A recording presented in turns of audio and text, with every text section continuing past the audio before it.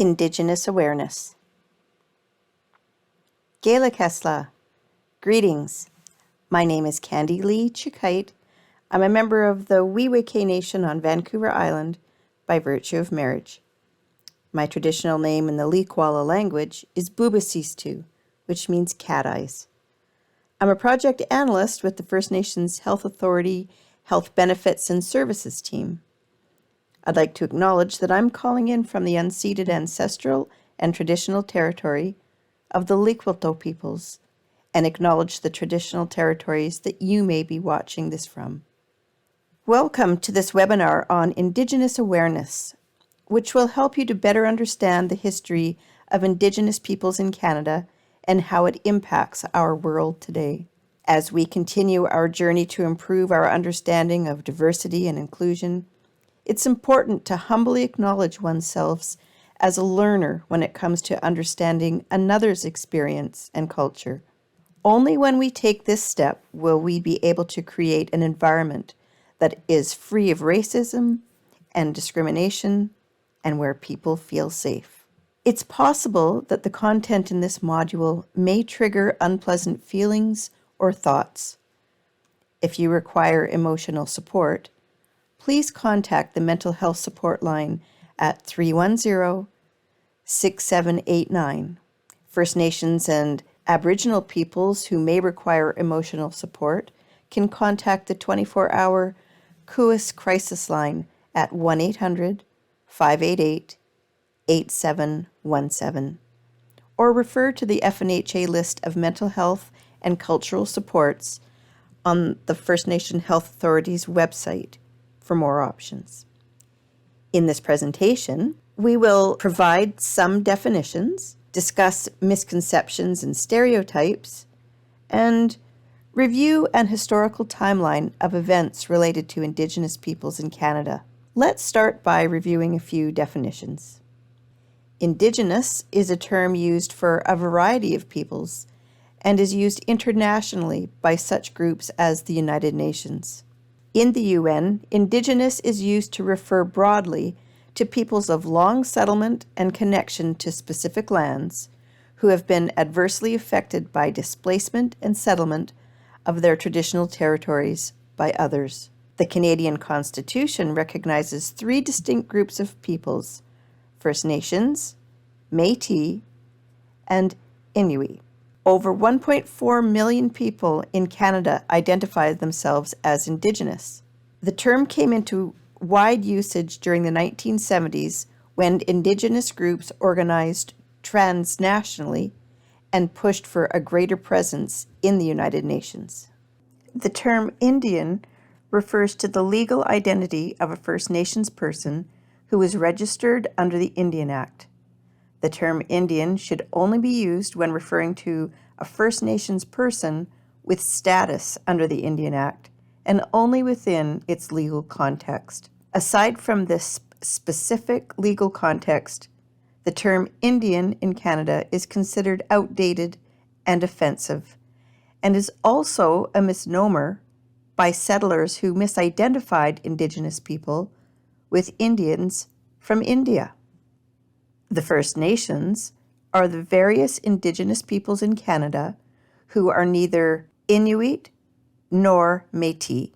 They have lived in Canada since time immemorial, each having their own territories, cultures, laws, languages, and spiritual beliefs.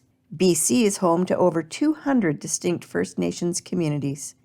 Note that First Nations is another constitutional term. Nations may define themselves by their nation's name rather than as a First Nation. The Métis are a distinct nation of mixed Indigenous and Euro-American ancestry. The Métis National Council defines a Métis as a person who self-identifies as Métis, is distinct from other Indigenous peoples, is of historic Métis Nation ancestry, and who is accepted by the Métis Nation. The Inuit are a group of culturally similar Indigenous peoples inhabiting the Canadian Arctic.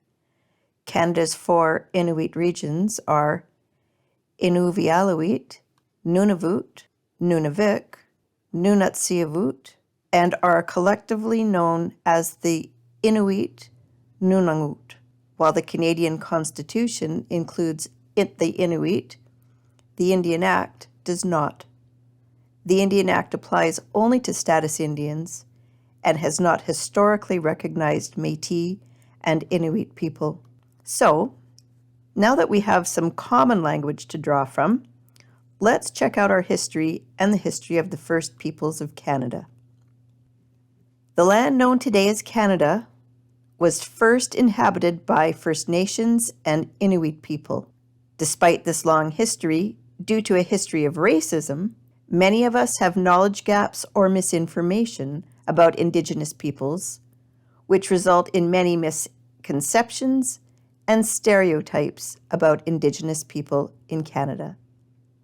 Let's check out your knowledge by determining if these statements that you may have heard are stereotypes or reality. Let's start with Indigenous people don't pay taxes. Stereotype or reality? Well, that's a stereotype. Indigenous people are required to pay taxes like all other Canadians. There are exceptions for those who have an Indian status card in very specific situations, such as when they purchase goods and services on a reserve or earn their income on a reserve. What about all Indigenous students get free post-secondary education? The federal government provides funds to First Nations and Inuit communities for tuition, travel costs, and living expenses. But the reality here is that not all eligible students receive support because the demand exceeds the available funding. And non-status and Métis students are excluded, making this a stereotype. And while some First Nations communities have their own source of revenue put aside to help support post-secondary education, many students receive no help at all from their communities or the government. This, therefore, is a stereotype. How many times have you heard that colonialism is in the past? They should just get over it.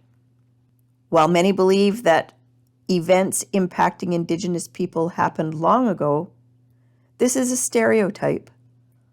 Colonialism is still the foundation of the government structures in Canada to this very day. In fact, the last residential school in Canada only closed its doors in 1996.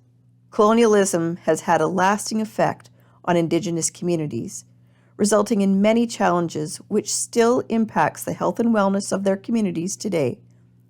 We'll touch on this later in the presentation. And finally, all Indigenous people are the same.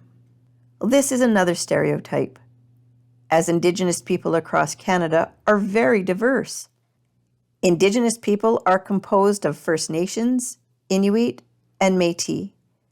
They have diverse languages, ceremonies, traditions, spiritual beliefs, and histories. Their traditional territories are in urban, rural, and remote locations of varying sizes, and communities operate under variations in government structures, funding models, and more. BC alone is home to over 200 distinct First Nations communities, with more than 30 distinct languages, varying cultures, and unique histories. Many of these stereotypes stem from antiquated colonial beliefs and are rooted in the Indian Act, which did not recognize Indigenous people as Canadian citizens or even as human beings. The Indian Act denied all resources and access to resources to Indigenous people and imposed a process where the federal government instead provided funds to First Nations and Inuit communities. This oppressive process is the root of many of the issues we see today. So let's take a deeper look into the history of First Peoples of Canada. Like other cultures, First Peoples in BC have multiple origin stories that were shared through oral traditions, with how their ancestors came into being. These stories often involve supernatural beings, animals, and people in the founding of tribes and lineages, as well as the creation of landforms and the foundation of customary law. Now, let's look at history with a focus on key events that impacted the Indigenous population and events that have shaped the land known today as Canada. The first people in Canada have lived in the area known as BC since time immemorial. Much of the First Nations territory, including treaty territories in BC, is unceded, which means that it was never legally given up to the Crown through treaties or other arrangements. Most nations sign treaties as an agreement of peace and partnership in how to steward the land, not as a giving up or ceding of territory. Land or territorial acknowledgements are statements that recognize the land and the First Nations people who lived on the land prior to colonial history. In 10,000 BC, nations emerged across North America, each within their own culture, customs, and character. These were thriving, vibrant, and self-governing societies. Life was about relationships and living in balance with your family, your community, and with the world around. It was holistic, seeing connections between health, food, work, culture, family, and community. The ancestors taught that understanding the land, leadership, sustainable use of resources, and the ability to provide for family and community were essential to survival. There were other similar elements to the world today, too. They had extensive trade routes and networks that allowed for the movement of goods and services. There were social events, health and wellness practices with traditional medicines, and a philosophy based on wholeness and connection. These values and skills, when put together, addressed what academics now call the social determinants of health. This holistic approach continues to be held by many First Nations and is becoming widely accepted among non-Indigenous peoples as well. 1100 to the 1600s. 1100s. Norse explorers settled in Newfoundland, creating the first European colony and the beginning of European exploration and migration. 1600s. Colonization continued as various European countries pushed to expand their own wealth and influence in the New World. As the British and French quickly became the dominant powers, both countries created allies with different Indigenous peoples to support their commercial interests, including the fur trade. Settlers introduced new tools and goods such as gun, steel, glass, and alcohol. At the same time, they introduced many diseases. 1700s. 1763. King George III issues a royal proclamation for the administration of British territories in North America. This proclamation set out the core elements of the relationship between Indigenous peoples and the Crown, establishing their rights in Canada, laid the foundation of the treaty process, and by recognizing Indigenous title over ancestral territories, the proclamation prevented settlers from claiming land from Indigenous occupants and specified that only the Crown may buy land from First Nations. One particular section of the Royal Proclamation, which formed the foundation of modern nation-to-nation negotiations, contains 3 critical points. It recognized Aboriginal peoples as nations or tribes, recognized Aboriginal peoples as owning the lands being used and occupied, and set out fishing and hunting rights. However, it's important to note that the Royal Proclamation was designed and written by British colonists without Aboriginal input and clearly established a monopoly over Aboriginal lands by the British Crown. 1700s. 1776 to 78, the Spanish under Juan Perez and the British under James Cook visit the west coast of Vancouver Island, producing the first crude map of the BC coastline. 1782 to 1800, smallpox, which had been spreading across Europe, Asia, and Africa, was brought by Europeans to North, Central, and South America, hitting Indigenous peoples in BC in 1782 through tribal trade networks. There are records in one museum that demonstrate how the population of one community before contact was 25,000, and after the smallpox epidemic was reduced to 125 people. Overall, between 60 to 90% of the population was lost over a short period of time. This tragic loss decimated the population and left communities at the mercy of the government. 1791 to 92, Spanish and British explorers, including Captain George Vancouver, explore the Strait of Juan de Fuca, Georgia Strait, and the Fraser River. 1800s. 1812.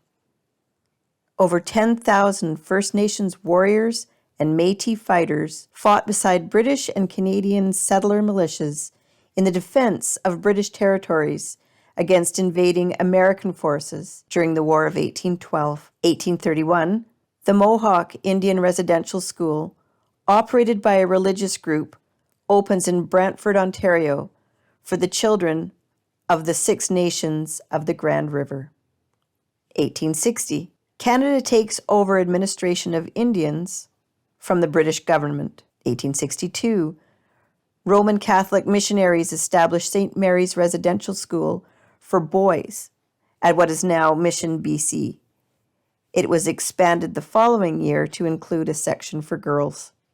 1866, an Imperial Act was passed uniting Vancouver Island and British Columbia, formerly separate colonies, with New Westminster as capital. The colony of BC proclaims that all land is vested in the Crown. Canada reverses many of the treaties and reserves that were established. In contrast to earlier legislation, the new colony of BC now disallows land preemption by Indigenous people. 1867. The British North America Act establishes Canada as a nation. The federal government claims exclusive jurisdiction for Indians and lands reserved for the Indians. The colony of BC is not involved in the planning and remains independent. 1871. BC becomes the 6th province of the Dominion of Canada. 1883. Sir John A. Macdonald authorizes the creation of residential schools in Western Canada as a primary vehicle for civilization and assimilation. For over a century, Indigenous children were forcibly removed from their families, their homes, and their communities to be housed and educated under the authority of the Government of Canada. Two primary objectives of the residential school system were to remove and isolate children from their homes, families, traditions, and cultures, and assimilate them into the dominant culture. 1900s. 1907. The medical inspector for Indian Affairs reports that health conditions in the residential schools are a national crime. 1911. The Indian Act is amended, enabling Indigenous peoples to be removed without consent from reserves near towns with more than 8,000 inhabitants. 1914. The Indian Act is amended, requiring Western Indigenous people to seek permission before appearing in their cultural dress in any public dance, show, exhibition, stampede, or pageant. 1914 to 18. World War I. In 1915, Indigenous enlistment is accepted with over 4,000 Indigenous peoples enlisting in the Canadian military. They fought in all the major battles, with hundreds wounded or losing their lives on foreign battlefields. Indigenous soldiers served valiantly, with over 50 awarded medals for bravery and heroism. Of those who enlisted in World War I, none were provided the post-war benefits available to non-Indigenous veterans, such as land, loans, education. As so-called wards of the state, Indigenous veterans were considered ineligible. Despite their recent service overseas, there were few improvements for Indigenous peoples in Canada following the war, and the expectation that their service would benefit their lives back home was sadly unmet. Many were no longer accepted in the community on their reserves or outside of their reserves. 1920. The Indian Act is amended, making residential school attendance compulsory for First Nations and later Inuit and Métis children ages 7 to 15. Failure to send children to residential school often resulted in punishment for the parents, including imprisonment. Many children were taken away from their communities, and countless never returned due to the high mortality rate. 1923 to 33. The Indian Act was amended multiple times, with each amendment further reducing First Nations rights. Amendments included the ability to forcibly remove First Nations peoples from their communities. 1948. A parliamentary committee recommends that the right to vote be extended to all Indigenous peoples.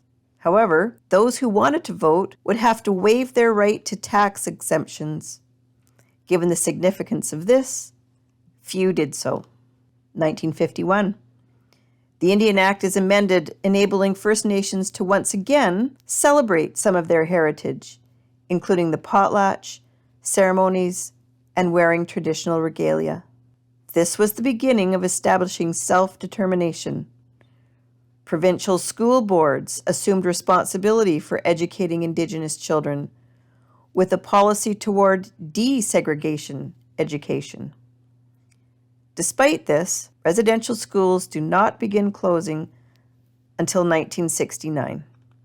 1953. A particularly strong wave of tuberculosis hits Canada. Medical professionals believed that Indian TB was a strain that posed a threat to the balance of the population, misunderstanding at the time the process of immunity through exposure which the Indigenous populations lacked. TB spread through Inuit and First Nations populations, including the Indian residential schools. In one school, the death toll hit 69%, with infection rates as high as 80%. In 1953, the Indian Act was amended to include the Indian health regulations that made it a crime for First Nations to refuse to see a doctor, refuse to go to the hospital, and to leave the hospital before discharge. The RCMP arrested patients and returned them to the hospital or sent them to jail. In addition, over 374 experimental surgeries were performed on TB patients, some without the use of general anesthetic. Children who tried to resist were often physically restrained in their beds. 1950s.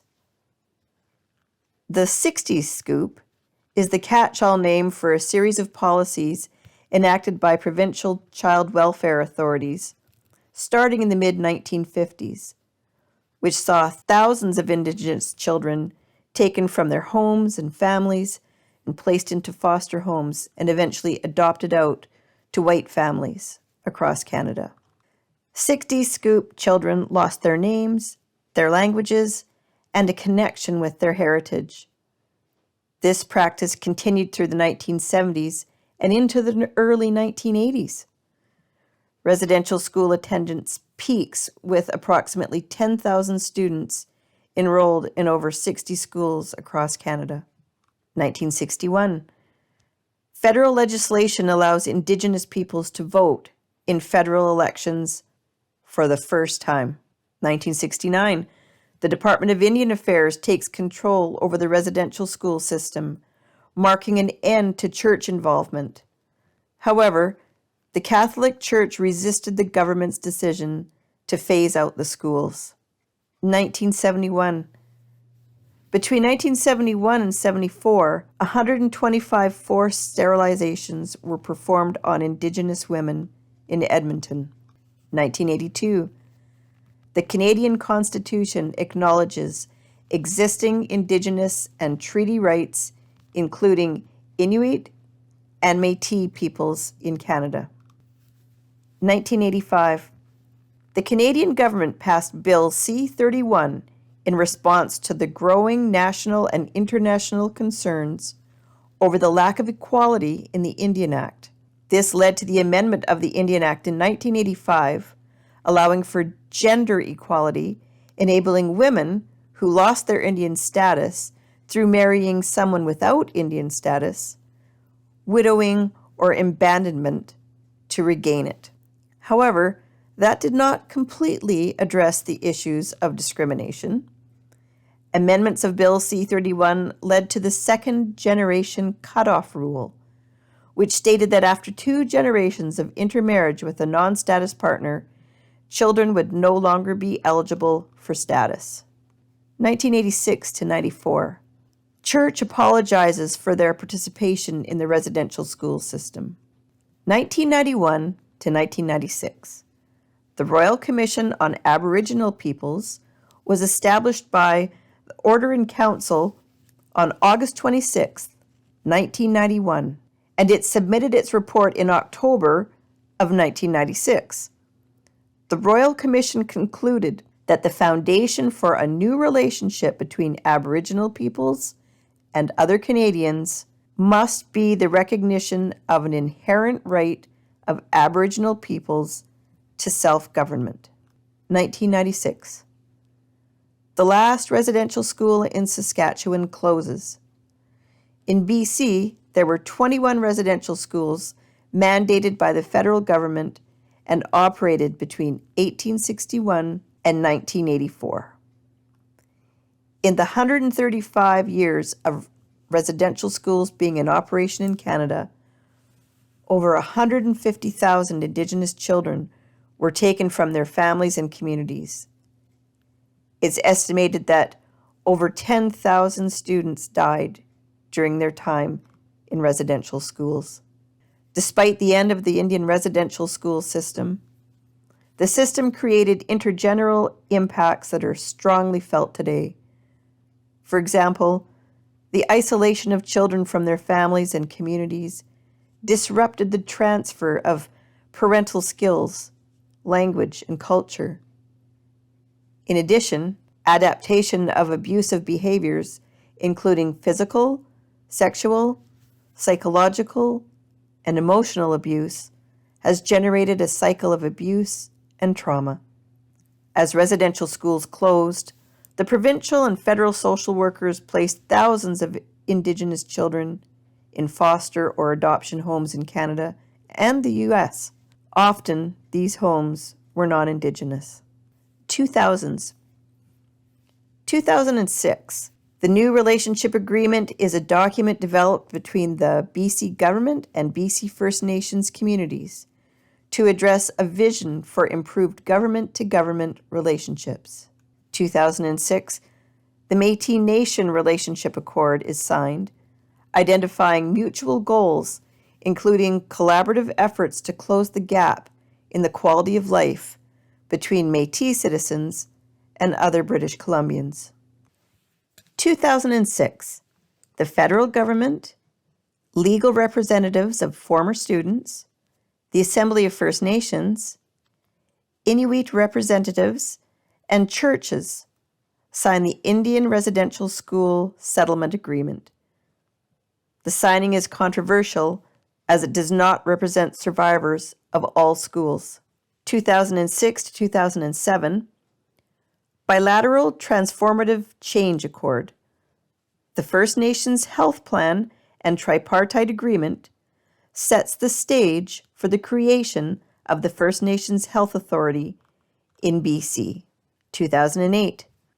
On June 11, 2008, the Prime Minister of Canada offered a formal apology to former students of the Indian residential school system.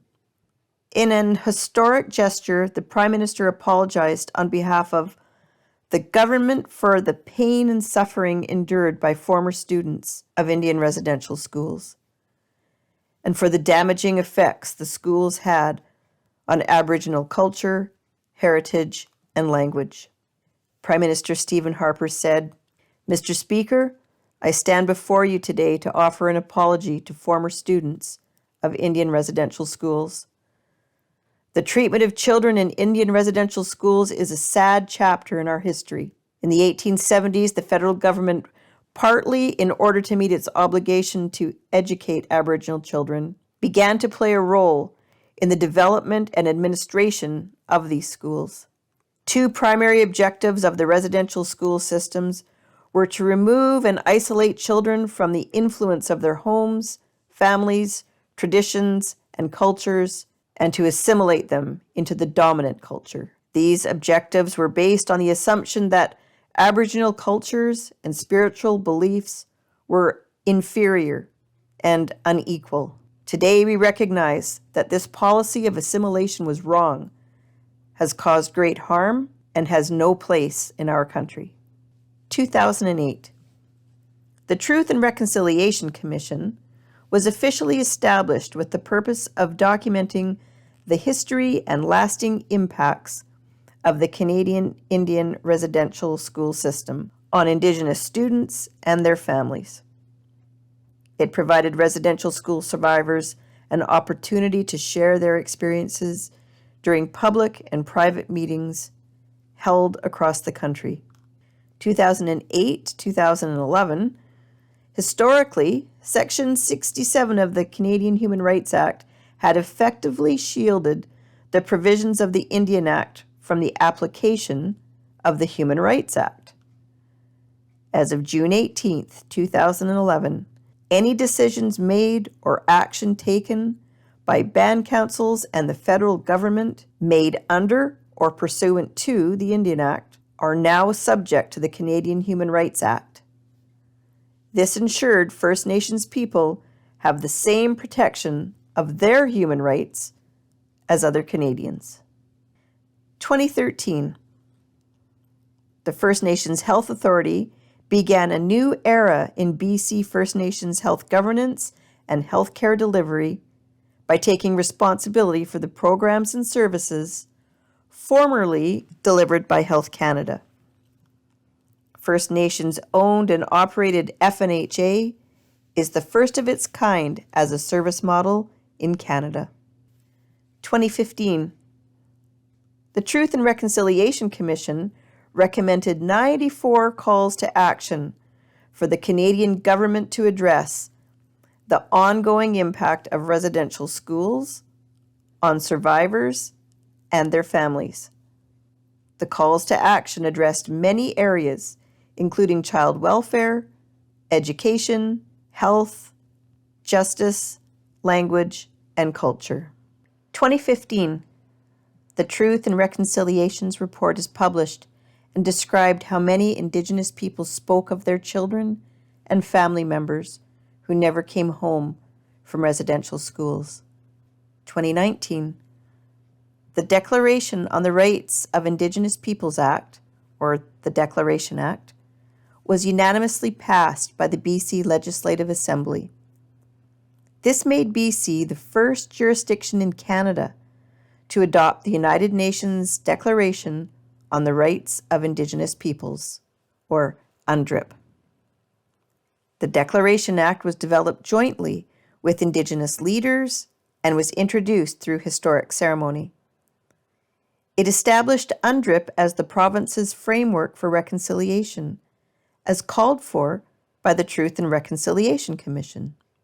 2010, the In Plain Sight report was published, which describes findings of widespread systemic racism against Indigenous peoples in the BC health system. 2021, Canada officially adopts the United Nations Declaration on Rights of Indigenous Peoples. The Declaration recognizes Indigenous peoples' basic human rights and rights to self-determination, language, equality, and land. 2021. Tkamloops Tshikwatim announced the finding of potentially 215 individuals that never made it home from the Kamloops Indian Residential School. We had a knowing in our community that we were able to verify. To our knowledge, these missing children are undocumented deaths, Kukpi Roseanne Casimir said at the time.